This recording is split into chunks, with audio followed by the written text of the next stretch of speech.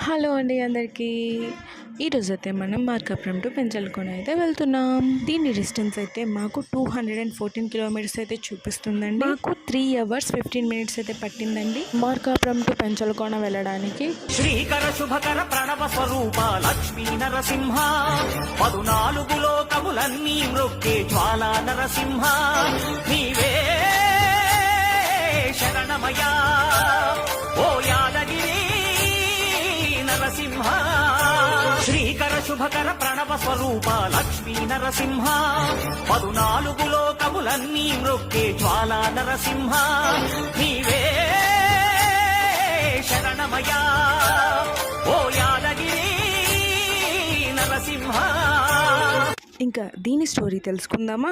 పెంచలకోన పుణ్యక్షేత్రం దర్శించుకున్న వారి పాపాలు తొలగిపోతాయని భక్తులు భావిస్తారు. పెంచలకోనకు 6 మీటర్ల దూరంలో ఉన్న గోనుపల్లికి చెందిన ఒక గొర్రెల కాపరి గొర్రెల్ని మేపుకునేందుకు పెంచలకోన అడవుల్లోకి వెళ్ళగా ఒక రోజు ఆయనకి స్వామి వృద్ధుని రూపంలో కనిపించి నరసింహస్వామి ఇక్కడ శిలారూపంలో వెలసి ఉన్నారని గ్రామస్తులకు తెలిపి ఇక్కడ ఒక ఆలయం నిర్మించాలని వాళ్ళకి తెలపాలని వెనుదిరిగి చూడకుండా వెళ్లాలని స్వామి అతన్ని ఆదేశించారు.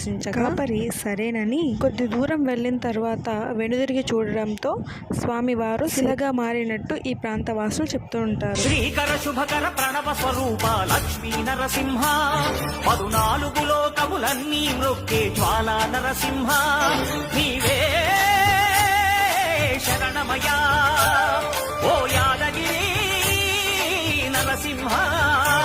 పుణ్యక్షేత్రాలలో ప్రసిద్ధిగాంచిన యాత్రాస్థలం నేటి పెంచల నరసింహస్వామి క్షేత్రం. స్వామివారికి వెండి గొడుగులవాడ అని మరో పేరు ఉంది. పెంచలకోన సమీపంలోని భైరవ కోనకు స్వామి వ్యాహ్యాలకు వెళ్ళినప్పుడు స్వామివారికి గొడుగులు పట్టేవాళ్ళని, అందువల్ల ఇప్పటికీ ప్రతి వైశాఖ మాసంలో తెల్లటి వెండి గొడుగులు దర్శనమిస్తాయని భక్తుల నమ్మకం. అందుకనే ఈ క్షేత్రాన్ని ఛత్రవటి క్షేత్రం అని పిలుస్తారు. అందువల్ల బ్రహ్మోత్సవ సమయంలో భక్తులు స్వామివారికి మొక్కుబడిగా వెండి గొడుగులు సమర్పిస్తారు. శ్రీకర శుభకర ప్రణవ స్వరూప లక్ష్మీ నరసింహ 14 లోకములన్నీ మృక్కే జ్వాలా నరసింహ నీవే శరణమయా ఓ యాదగిరి. ఇంకా మా దర్శనం అయితే అయిపోయిందండి. నరసింహస్వామి ఉన్న టెంపుల్ నుంచి కొంచెం దూరంలో అమ్మవారి టెంపుల్ అయితే ఉందండి. మా డాడీ అయితే సాష్టాంగ నమస్కారం చేస్తున్నాడు అమ్మవారికి. శ్రీకర శుభకర ప్రణవ స్వరూప లక్ష్మీ నరసింహ 14 లోకములన్నీ మృక్కే జ్వాలా నరసింహ నీవే